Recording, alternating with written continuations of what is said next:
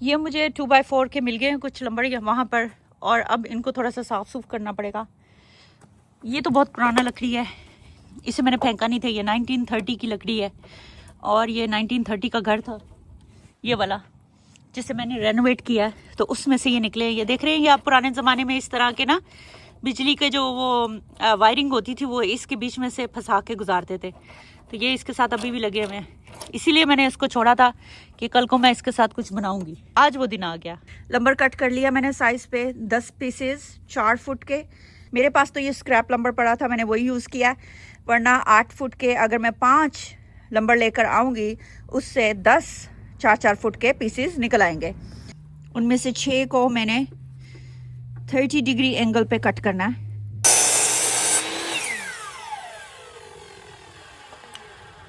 इस तरह के बोल्ट्स की भी ज़रूरत पड़ेगी, इसको हेक्स बोल्ट कहते हैं, और हमें 4 इंच का चाहिए जिसमें 1 इंच का थ्रेड हो और बाकी का सारा स्मूथ हो। एंगल वाली साइड नहीं, ये जो फ्लैट वाली साइड है यहाँ से हम मेजर करेंगे 18 इंचेस और इसका मिडल पॉइंट फाइंड करेंगे। ये 3.5 होता है, तो इसका मिडल पॉइंट फाइंड करके जो कि होगा ऑलमोस्ट 1/3/4। अब हमने इसके अंदर ड्रिल करना है। मेरे पास इस तरह का ये है, वैसे अगर आपके पास प्रेस ड्रिल हो तो वो ज़्यादा अच्छा है, लेकिन मैं इसी से ही होल करने की कोशिश करूँगी क्योंकि मेरे पास राइट साइज़ की ड्रिल बिट नहीं है, वो एक्चुअली घर में है। यानी जो ये वाला ड्रिल होता है ना, वो इस तरह के ड्रिल बिट्स के लिए होता है। ये जो 6 बोर्ड हमने एंगल पे कट किए हैं, इन 6 के 6 को इसी तरह मेजर करके सब में होल निकाल लेना है। अब हमने इनको असेंबल कैसे करना है कि दो लेने हैं। एक ये वाला हमने ऐसे रखा है ना, अब यहाँ से ज़्यादा क्लियर नज़र आ रहा होगा, ये देखिए यहाँ से ये ऐसे है। अब ये जो दूसरा है वो इसके साथ ऐसे नहीं रखना है, हमने इसको इस तरह से रखना है। तो क्या होगा कि इसका ये ऐसे एक्स बन जाएगा, ये देखिए इस तरह से, ठीक है, एक्स बन गया। तो जब ये खड़ा होगा तो इसके पाँव ऐसे फ्लोर पे होंगे, इस तरह से एंगल में आ जाएंगे, ठीक है। अब इसको असेंबल कैसे करना है, हमने इसको यहाँ रख के और ये जो हमने ड्रिल किया है यहाँ पे होल, इनको एक दूसरे के ऊपर रख कर हमारा हेक्स बोल्ट लेकर, मैंने 2 वॉशर यूज़ किए हैं। एक वॉशर ऊपर रखूँगी मैं, यहाँ पे एक वॉशर है इसके ऊपर, इसको यहाँ से इंसर्ट कर दूँगी, ठीक है। ये एक में से गया, ठीक है। अब दूसरे में से गुजारना है इसको,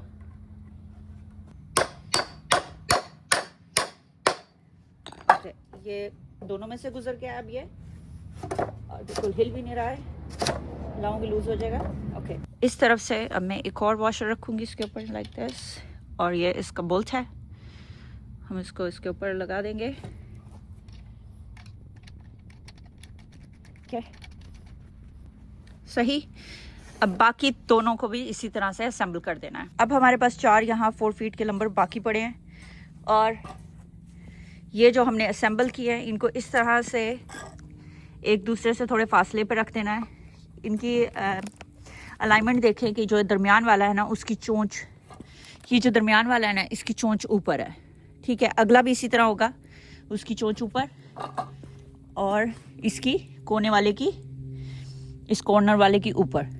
लाइक मेरा जो ये बोर्ड है ना, यहाँ से अब मैं मेजर कर रही हूँ इसको कि it's needs to be 29.5, exact 29.5 पे इसको मार्क करना है यहाँ पर, जो कि बिल्कुल बोल्ट के ऊपर आ रहा है।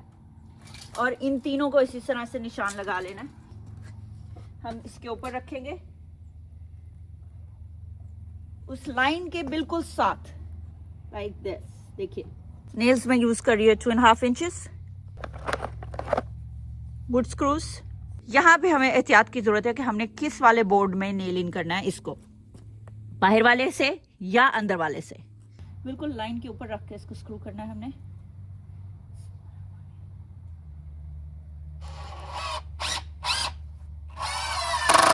– 24 इंचेस इसके सेंटर में, और ये लाइन के बिल्कुल ऊपर है।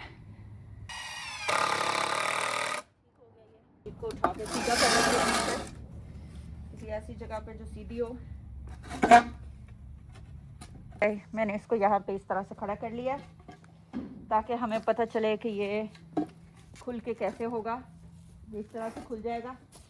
अब ये वाला एक बोर्ड जो है यहाँ से इसके नीचे लगा लेते हैं इस तरफ से, तो ये आसानी हो गई है हमारे लिए कि हमें पता रहेगा कि ये किस जगह पे लगना है।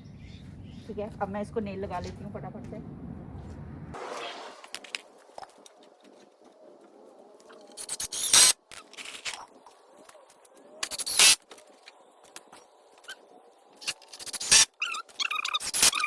क्या कहना चाहिए इसको, 100 बग जो कुछ भी है वो रेडी है।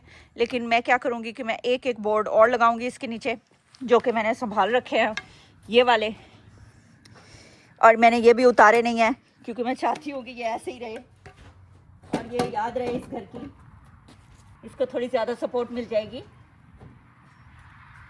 और इसके ये नीचे की तरफ आ गए हैं।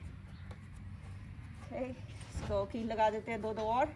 बहुत ही आसान असेंबलिंग थी, देख लीजिए कितनी फटाफट से ये तैयार हो गई है। लेकिन ये एक दफ़ा बना लेना तो कई अरसे तक ये चल जाएगी और लकड़ियां काटनी इसके ऊपर रखकर बहुत ही आसान होंगी। पतली से पतली और मोटी से मोटे लॉग को इसके ऊपर रख के आराम से काटा जा सकता है। ये तैयार हो गया है, इसको हम इस तरह से क्लोज करके स्टोर भी कर सकते हैं और इस पे रख के लकड़ियां भी आराम से कट जाएंगी। इस चिग ने मेरी बहुत ज़्यादा हेल्प की है। मेरी पिछली वीडियोस में आपने मुझे इसके ऊपर काम करते हुए देखा ही होगा कि कितनी ज़्यादा वुड को मैंने इसके ऊपर कितनी आसानी से कट किया और फिर उसको स्टोर किया। और एक साइज पे काट लेना लकड़ी को एक बहुत बड़ा मसला होता है। अब एक एक लकड़ी को हम मैयर कर करके तो नहीं काट सकते ना, सबको इकट्ठा ही एक जगह पे रख के और एक साइज पे काट लेना बहुत जल्दी आसानी से। बहुत ज़बरदस्त जिग है ये मेरी, one of my best DIY project. Thanks for watching. Allah Hafiz.